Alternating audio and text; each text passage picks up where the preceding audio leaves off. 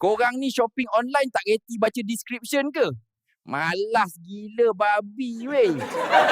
Aduh weh, ada customer tanya boxer size S 60 kilo boleh muat ke? Bro, tu bukan boxer, tu jadi sarung nangka.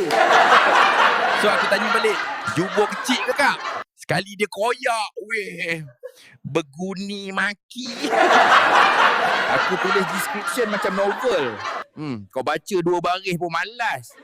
SPM fail ke apa? Aku dah letak option hitam putih. Dia PM pula tanya pink. Weh, ni bukan shopping. Ni cari gaduh. Aku dah reply hitam putih je. Sekali dia tanya lagi pink ada tak? Weh, bangang tahap rare bro.